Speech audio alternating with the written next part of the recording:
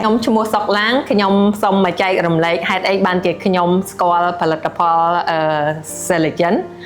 ខ្ញុំចាប់ផ្ដើមស្គាល់ Celagen នៅក្នុងឆ្នាំ2021ពេលដែលលោកយាយរបស់គ្រួសារខ្ញុំហ្នឹងគាត់ចែកឋាននៅពេលកំឡុងពេលបន់សពយើងបានមកជួបជុំគ្រួសារបងប្អូនហើយគេក៏រំលឹកពីជំងឺរបស់លោកយាយមុនពេលគាត់ស្លាប់គាត់មានជំងឺទឹកនោមផ្អែមរ៉ាំរ៉ៃគាត់ចាក់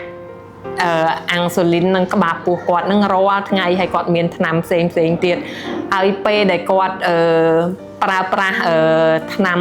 មួយយ៉ាងនោះហើយដែលនាំគ្នាហៅថាថ្នាំទឹកហ្នឹងជួយធ្វើឲ្យគាត់នឹងមានកម្លាំងឲ្យគាត់ស្រួលខ្លួនតែគាត់អត់អាចញ៉ាំបានជាប់ទេដោយសារតែការហ្នឹងយើងអត់ស្គាល់ពីប្រភពថាគេទិញមកពីណាទិញពីបន្តពីសាច់ញាតិដែលស្គាល់ហ្នឹងហើយទៅក៏គាត់ឲ្យតែគាត់បានញ៉ាំថ្នាំហ្នឹងគឺគាត់ស្រួលខ្លួនអញ្ចឹងហើយគាត់ហៅថ្នាំហ្នឹងថាថ្នាំទឹកសូម្បីតាបងប្អូនដែលស្គាល់ក៏ហៅថាថ្នាំទឹកដែរហើយខ្ញុំក៏ឆ្ងល់ថាតើថ្នាំទឹកហ្នឹងជាថ្នាំអីអញ្ចឹងខ្ញុំក៏សុំឲ្យគេយកប្រអប់មកឲ្យខ្ញុំមើលហើយខ្ញុំក៏ថតព័ត៌មានទុកហើយទៅខ្ញុំក៏ឆែកមើលនៅក្នុងអ៊ីនធឺណិតថាតើវាជាថ្នាំអីក៏ខ្ញុំស្វែងយល់ថាវាថ្នាំហ្នឹងផលិតនៅប្រទេសស្វីសថ្នាំហ្នឹងជាប្រភេទ cell therapy ហើយអាចជួយបានច្រើនមែនតើហើយអញ្ចឹងខ្ញុំក៏បានជួបជាមួយនឹងអ្នកតំណាងពីក្រុមហ៊ុនមកបញ្យល់ពី Celagen ហ្នឹងហើយថាខ្ញុំពេលហ្នឹងវាចៃដន្យអីខ្ញុំចាប់ផ្ដើមឈឺជង្គង់ខ្ញុំធ្លាប់គ្រោះថ្នាក់ចរាចរណ៍កាលពីនៅក្មេងហើយបាក់ឆ្អឹងជើងទាំងសងខាងហ្នឹងហើយស្រាប់តែឆ្នាំ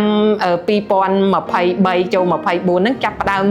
ឈឺជង្គង់ពេលដែលដើរច្រើនហើយអញ្ចឹងខ្ញុំទៅជួបពេទ្យច្រើនប្រទេសហើយគេប្រាប់ថាខ្ញុំត្រូវតែធ្វើការវះកាត់ដើម្បីតម្រង់ឆ្អឹងហ្នឹងមកវិញហើយអញ្ចឹងជាពេលមួយដែលថាខ្ញុំគួរតែញ៉ាំ Celagen ហ្នឹងត្រៀមពេលដែលវះកាត់គឺជួយអាចឲ្យខ្ញុំហ្នឹងជាឆាប់មកវិញអញ្ចឹងខ្ញុំក៏មុនពេលវះកាត់ប្រហែលជា3ខែហ្នឹងខ្ញុំចាប់ផ្ដើមប្រើ Celagen ដល់ពេលវះកាត់ហើយការជាត្រឡប់មកវិញពិតជាលឿនមែនតាំងពីមុខលំបួសស្នាមវះកាត់តាំងពីការដែលមានកម្លាំងមកវិញហ្នឹងគឺបានលឿនមែនតើហើយធ្វើឲ្យខ្ញុំប្រើប្រាស់ Celagen រហូតដល់សប្តាហ៍ថ្ងៃនេះហើយគ្រួសារខ្ញុំបងជាដូនមួយខ្ញុំដែលមានជំងឺមហារីកអីហ្នឹងក៏ចាប់ផ្ដើមប្រើ Celagen ដូចគ្នាអរគុណ